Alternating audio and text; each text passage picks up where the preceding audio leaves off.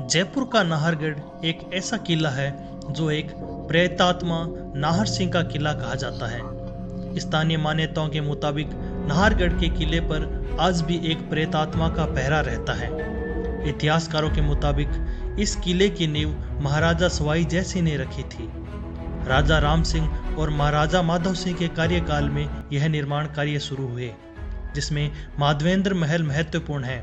कहा जाता है कि किले की नींव लगाने के बाद जब निर्माण कार्य शुरू किया गया तो एक आत्मा उन दीवारों को रातों रात गिरा दिया करता था। बाद में तांत्रिक और विद्वानों ने उसका हल निकाला और उसका कारण एक आत्मा निकली जो एक वीर योद्धा नाहर सिंह की थी, जिनका युद्ध में सिर कटने के बाद भी धड़ लड़ता रहा था। मान्यता है कि उस आत्मा के आदेश पर पहले नाहर सिंह का मंदिर बनाया गया और उसके बाद किले का नाम भी सुदर्शनगढ़ से बदलकर नाहरगढ़ रख दिया गया।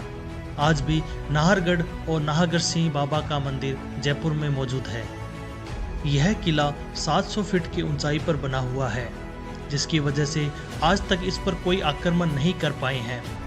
नाहरगढ़ की सबसे खूबसूरत जगह है माधवेंद्र भवन, जिसे विद्याधर भट्टाचार्य ने डिजाइन किया था।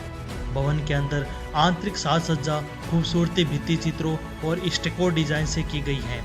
किले को शाही महिलाएं इस्तेमाल करती थी। किले में जनाना और मर्दाना महल भी निर्माण करवाया गया था। 12 कमरों वाले माधवेंद्र भवन की खूबसूरती देखने लायक है। किले की आंतरिक साज सज्जा में भारतीय और यूरोपियन वास्तुकला का नायाब नमूना देखने को मिलता है। भवन में बने कक्ष गलियारों के माध्यम से एक दूसरे से जुड़े हुए हैं। नाहरगढ़ किले की खूबसूरती रात के समय दोगुनी हो जाती है। सबसे रोचक और दिलचस्प बात यह है कि इतिहास में भीषण युद्ध हुए, बहुत सारे किलों पर आक्रमण हुआ और वह किले नष्ट भी कर दिए गए, लेकिन नाहरगढ़ किला किसी के द्वारा आक्रमण या हमला का शिकार नहीं हुआ।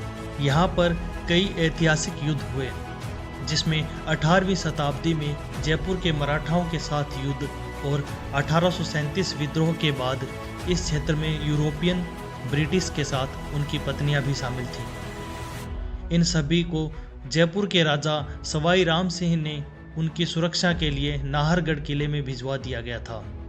1868 में महाराजा राम सिंह के शासन में नाहरगढ़ किले का विस्तार किया गया। नाहरगढ़ किला चारों तरफ से अरावली पर्वतमाला के द्वारा घिरा हुआ है और नाहरगढ़ फोर्ट के पास भी एक बहुत बड़ा घना जंगल है। कहते हैं कि राजा इस जंगल में शिकार के लिए जाता था। आज भी यह जंगल बहुत ही खतरनाक माना जाता है, क्योंकि यहाँ पर जंगल के जानवरों को घूमते हुए देखा जाता है और यहाँ पर आने वाले पर्यटक भी इस जंगल से दूर रहते हैं।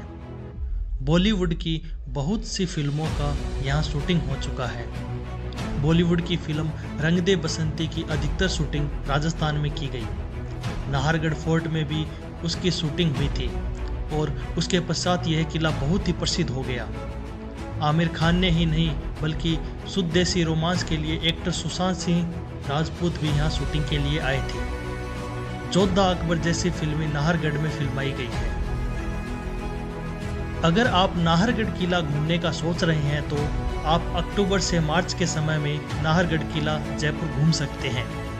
गर्मियों के समय में राजस्थान में तापमान बहुत ज़्यादा रहता है और यह तापमान 40 से 50 डिग्री तक भी चला जाता है, जिस वजह से आप नाहरगढ़ किला गर्मियों में अच्छे से नहीं घूम सकते हैं। इसलिए आप नाहरगढ़ किला घूमने के लिए सर्दी और बारिश के मौसम में ही आएं। बारिश के मौसम में नाहरगढ़ किला और भी खूबसूरत हो जाता है और इसकी सुंदरता मन को बहुत सुकून देती है। अरावली पर्वतमाला से घिरा हुआ नाहरगढ़ किला खूबसूरती अरावली पर्वतमाला और भी बढ़ा देती है।